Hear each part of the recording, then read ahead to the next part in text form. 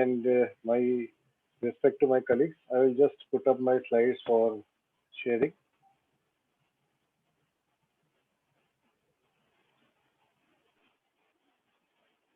So today I'll be talking about hypoglycemia and its preventive strategies, and my main focus would be on the preventive strategies of hypoglycemia. So I'll go very fast because the slides are moved. I'll just put this in. So in 1989, a forensic biochemist in the UK claimed that he was aware of number of deaths of young people with diabetes that were related to human insulin. And the case was taken up for investigation by British Diabetic Association, and they found circumstantial evidence of young people taking insulin having nocturnal hypoglycemia as the cause of death. So that plummeted the hypoglycemia into limelight. Physiologically, hypoglycemia is present when glucose level is inadequate to meet glucose demand. This can occur over a range of glucose concentrations. Defining clinical significant hypoglycemia remains one of the most confusing and contentious issues in modern neonatology. So, a lot of people, even at 100, say that they have symptoms of hypoglycemia. So, a significant level is evasive, but we have some definite cutoff levels. Now, the ADA classification: mild hypoglycemia, where autonomic symptoms are present. Individual is able to self-treat. Moderate autonomic and neuroglycemic symptoms are present. Individual is able to self-treat. And severe requires assistance of another person. Unconsciousness occur. Plasma glucose is generally less than 2.8 millimoles per liter. Now, if you see the ADA classification, we'll focus on the ADA 2020 classification. Blood sugar less than 70 is considered clinically important, independent of severity of acute hypoglycemic symptoms. Less than 54 is the threshold at which neuroglycopenic symptoms begin to occur. Requires immediate action to resolve the hypoglycemic event. And if the patient has a severe event characterized by altered mental or physical functioning that requires assistance from another person for recovery, then that is a very, very critical hypoglycemia. What are the clinical implications of hypoglycemia? It is an important complication of anti-diabetic drugs in patients with diabetes mellitus. Intensive glycemic control usually results in hypoglycemia. Six-fold increase in deaths attributed to severe hypoglycemia. Short and long-term clinical complications of diabetes-related hypoglycemia. Cerebrovascular and neurological complications. Both short and long-term association of hypoglycemia with CVD is there. Decreases quality of life pertaining to sleep, driving, employment, recreational activities involving exercise and travel, frailty and serious falls in elderly, risk of sudden death, increases morbidity and mortality, often resulting in hospitalization, which comes at a high cost. It is common and adds cost to diabetic treatment, decreases compliance to treatment. Now, if you see, often in elderly patients, the signs of hypoglycemia are non-specific: sweating, dizziness, confusion, visual disturbances, and may be confused with symptoms of dementia. The autonomic symptoms are the pallor, diaphoresis, tachycardia, shakiness, hunger, anxiety, irritability, headache, and dizziness. And glycopenic symptoms are confusion, slurred speech, irrational and uncontrolled behavior, fatigue, disorientation, loss of consciousness, seizures, pupillary salivation, decreased response to noxious stimuli. So all of these are seen. So you have to be watchful for them.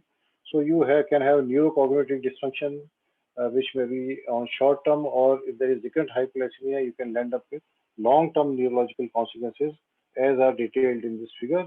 You can also have retinal cell death and loss of vision and serious falls. So you can have a lot of comorbidities, CVD, cerebrovascular with the hypoglycemia.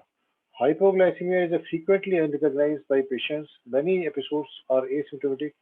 CGMS data shows that unrecognized hypoglycemia is common people with insulin-treated diabetes.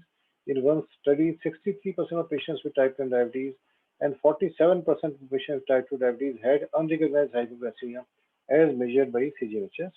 So 70% of all these events occurred at night, which was another frightening figure. In another study, 43% of all hypoglycemic episodes detected by CGMHS were not detected by patients with type 2 diabetes, and 54% of hypoglycemic episodes were nocturnal in this study, none of which were detected.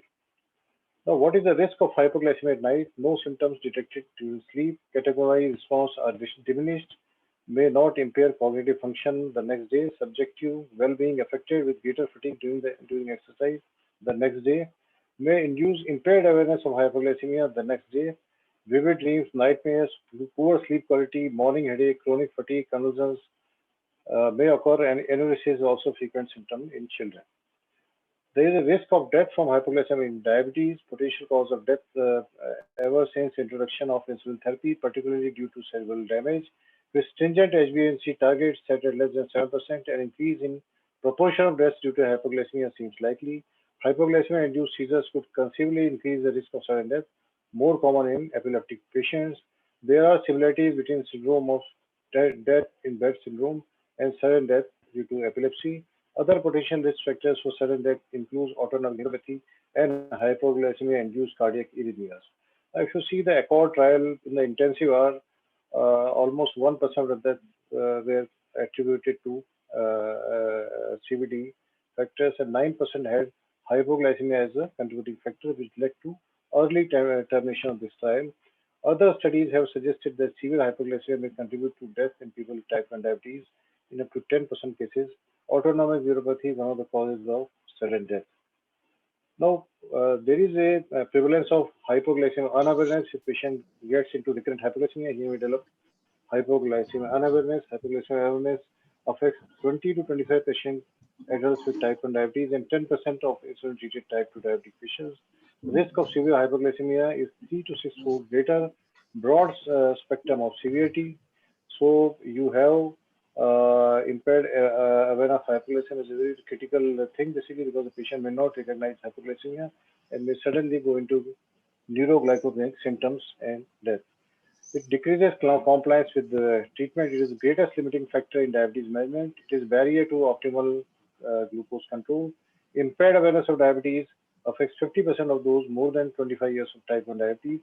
18 to 36% patients of type 1 diabetes experience an episode of severe hypoglycemia in any 1 year. 4 to 10% of deaths in those with type 1 diabetes are related to severe hypoglycemia.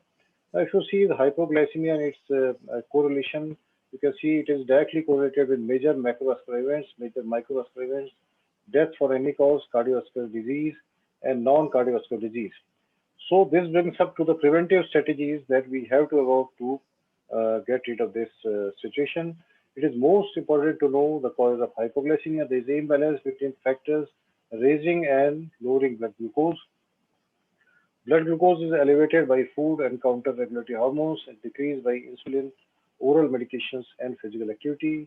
So the most common causes of hypoglycemia in patients with diabetes are medications like overdosing of insulin or oral anti-diabetic medications, diet, exercise, monitoring, diabetes education. Now, if we have a population which is more at risk for hypoglycemia, then we have to go for relaxed glycemic diet in at-risk population. Now, which is the at-risk population?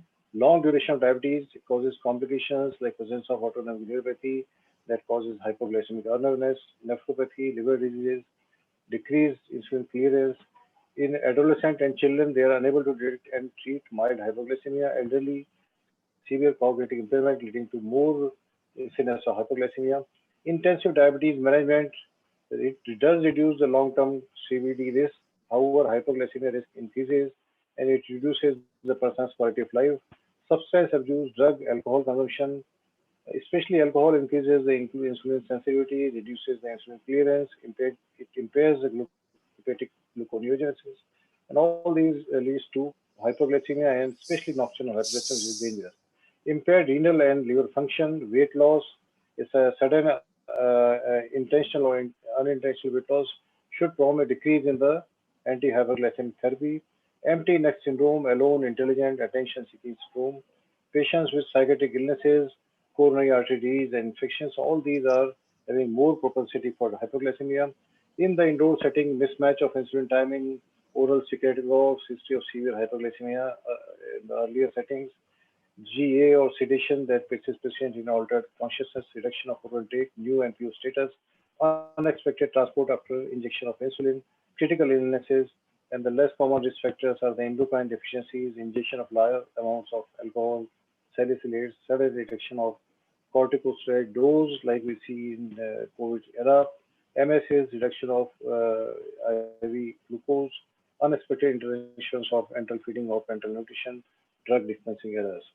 Now, diabetic education is one of the pivotal part in the strategy to control hypoglycemia. And here, a meticulous follow-up by treating physician is most important because unless the treating physician does not put proper attention on this aspect of diabetes management, his patient will be less educated and will be more propensity to have hypoglycemia. Structured education plays a pivotal role in reducing the risk of hypoglycemia.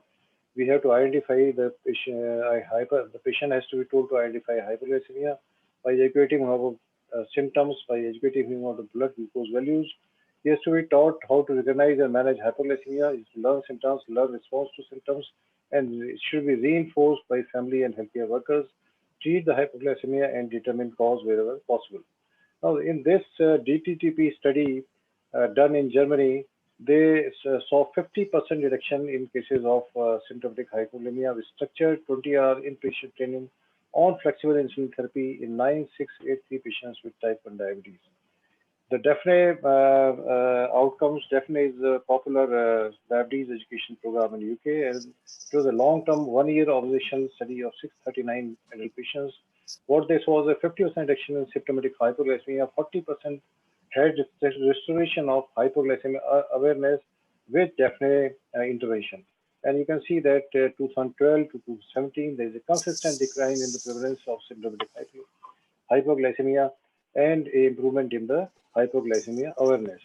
In the DEFNE heart study, it was a 6-week in the long intervention using motivational interviewing and cognitive behavioral techniques in 23 people with impaired awareness of hypoglycemia. You can see that the symptomatic hypoglycemia goes down, the moderate hypoglycemia per patient per 6 weeks go down, and the gold score and the Clark score, which are used to assess the impaired awareness of hypoglycemia, both of these improve with the proper diabetes education. The blood glucose awareness training, 8 weeks psycho-educational training program, trained psychologists provide support. There is improved detection of hypoglycemia, up to 92% reduction in severe hypoglycemia was seen in this study. Now coming to the last study, which is a HypoCompass study done in type 1 diabetes, is the recovery of hypoglycemia awareness, and they saw that a very, very meticulous and good diabetes education is as beneficial as the continuous subcutaneous insulin infusion and CGM technologies in reducing the symptomatic hypoglycemia and improving the impaired awareness of hypoglycemia. So diabetes education, especially in our country where technology is less available, plays a pivotal role in prevention of hypoglycemia. And you can see the 2 years outcomes. There was a significant and sustained improvement in symptomatic hypoglycemia, and there is an improvement in the impaired awareness of hypoglycemia in all groups at 2 years. Now coming to the technology, which is a major focus now in mitigating the risk of hypoglycemia, you know the time in range. We expect not more than 4% time to be spent less than 70 milligram, and less than 1% time, that is 50 minutes per day, to be spent in less than 54 milligram. That is a gold standard, which is the international consensus issue. Now, what happened is in the CGMS, you can see that we have taken the readings at 3 intervals, and all these three intervals in SMAG, sorry, in all these 3 levels, the sugar was in a normal range. So we were fooled basically, because here the sugars are low. So if you use the continuous glucose monitoring, then you can have a better detection of hypoglycemia than the self-monitoring of blood glucose that we do. Now you can see that these are the areas where there is hypoglycemic part, and accordingly the lentils has been lowered, accordingly the no log has been lowered, and that leads to avoidance of hypoglycemia. So you can titrate your therapy using the continuous glucose monitoring. This is the 3-day CMS. You can see the early morning hypoglycemia, and this is the 31%, 23%, and 46% time spent in hypoglycemia. So you have to correct. You can recognize this with CGMHs, and you can use appropriate strategy to mitigate this risk and to get this patient back into the normal glycemic zone. So our attention should be more in the green zone. At least 70% of the time should be in the green zone. That is a zone between 70 to 180, and less in the red zone, which is less than 70, and least in the zone below 54. So if you see this AGP report, you can see that there is a problem here. So you can prevent hypoglycemia using technology. Before the advent of technology, you were unable to pick up these values at these crucial timings. And with the advent of technology, you are able to pick up and treat better and avoid hypoglycemia. So real-time continuous glucose monitoring significantly reduces severe hypoglycemia in hypoglycemic unaware patients with type 1 diabetes. And you can see that almost 72% decrease in hypoglycemia in patients of impaired awareness of hypoglycemia using the continuous glucose monitoring technology. Now, what are the characteristics of best type 1 diabetes patient education program from diagnosis to long-term care? Do they improve outcomes and what is required to make them more effective? And this paper says that incorporation of technology is the key to reduce hypoglycemia in such patients. Now, you have various glucometers. If glucometer is using low glucose suspend, then you can have 38% reduction in hypoglycemia. If it is a predicted low glucose, whether the device predicts that this patient's sugar pattern is going to go into hypoglycemia, you can have a 59% reduction in hypoglycemia, and where there is an automatic insulin dosing, almost 100% prevention in hypoglycemia can be achieved. Now coming to artificial pancreas, these are the insulin pumps which integrate technology and include an alarm, automated insulin dosing, basal and rapid acting insulin, glucagon, and automatic two-hour suspension. And these are like artificial pancreas, and they are even better in preventing hypoglycemia. So with a hybrid closed loop system, you have only 1 minute spent in hypoglycemia. With the CCDSI combination with CGMS, you can have 6 minutes, and with a multiple dose injection, 9 minutes in hypoglycemic zone. So as the technology gets better, your time in the hypoglycemic zone also improves, and less time is spent in hypoglycemia. Coming to the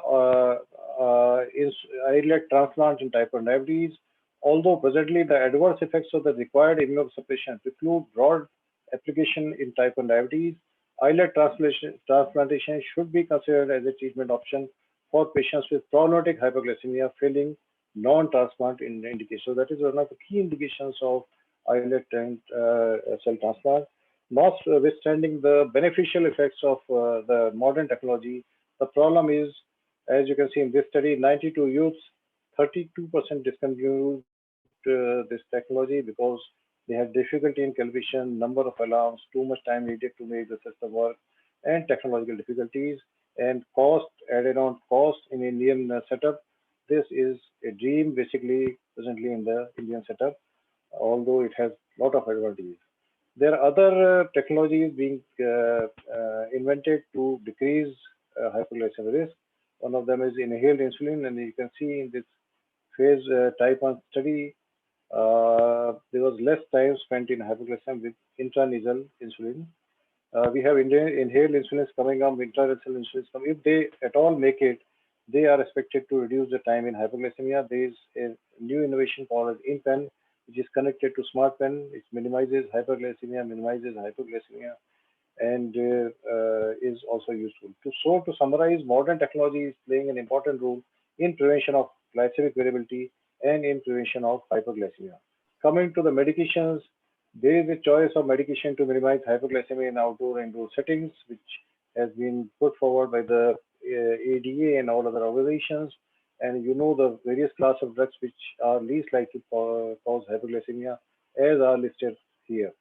In this study in the US, insulin was one of the most common emergency admissions was because of hypoglycemia due to insulins, and therefore a proper drug choice, a proper dose of insulin is mandatory to reduce the risk of hypoglycemia. Now coming to this study where they have studied glargine versus human premixed, you can very clearly see that glargine carries a less risk of hypoglycemia, provided better glycemic control with fewer hypoglycemia than human premixed in elderly patients, and it was better than NPH insulin. Injection deglutec and glargine 300 carry an even better hypoglycemia safety profile, less 24-hour risk, less nocturnal hypoglycemia, and they are very, very safe to be used in our patients. Now, coming to the regular insulins versus the insulin analogs, regular insulins form hexamers which dissolve slowly from monomers, thus delaying absorption. So there is a delayed onset of action which leads to postprandial hyperglycemia. The insulin level do not peak at the time when the postprandial blood sugars peak. There is a prolonged time to peak action, that is 2 to 3 hours, and the action may be prolonged, leading to low postprandial hypoglycemia. So there may be a postprandial hyperglycemia and then a late phase hypoglycemia. So there is a more of glycemic variability. Regular insulins cause a mismatch between need and availability of bolus insulin and do not ideally mimic physiological bolus secretion of insulin. Regular insulins have to be expressed 30 to 45 minutes before meals. Dose of insulin cannot be adjusted according to size of meals. Suppose the patient is admitted, is sick, you inject the insulin, and the patient is not able to eat that much, that will lead to hypoglycemia. Time of onset, peak action, and duration of action is dose dependent, increases with dose. Absorption varies with injection site and exercise, and from person to person to the tune of about 25%. Here, therefore, there is a more propensity and benefit of using analogs because they have a rapid action of action, so leading to better postprandial glucose. Peak action is 1 to 2 hours and duration is 4 to 5 years.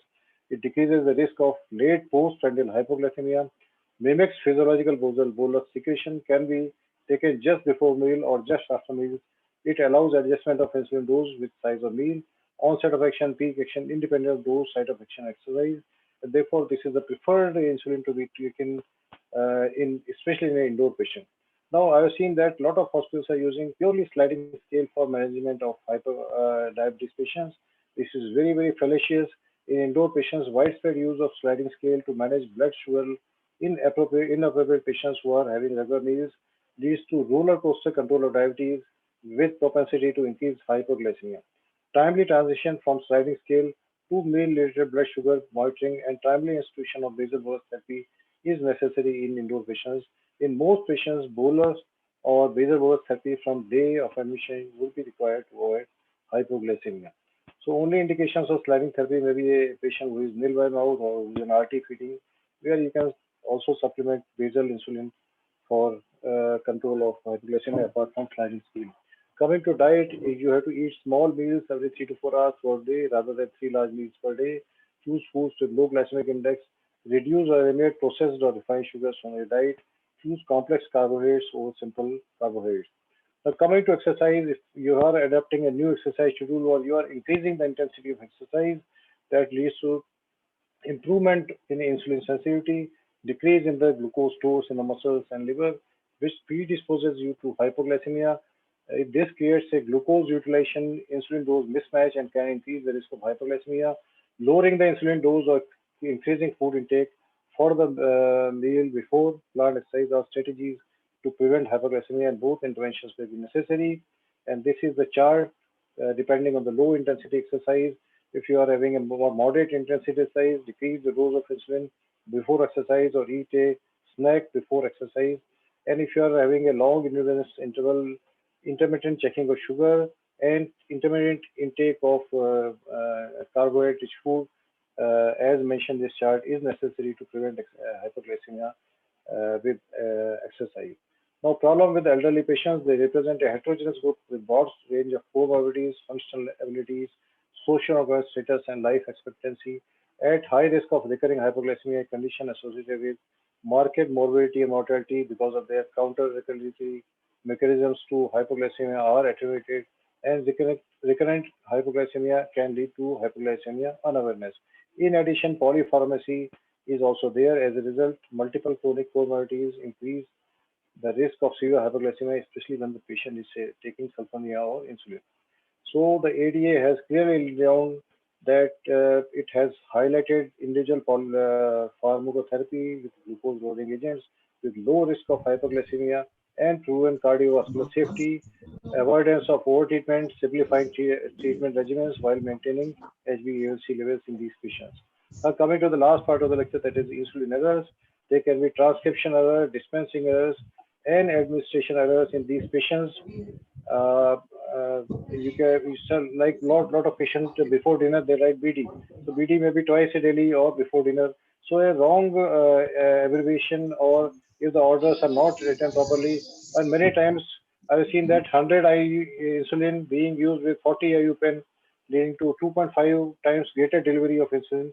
So all those medication errors do occur and have to be meticulously taken care of in our patients. They have to be properly educated.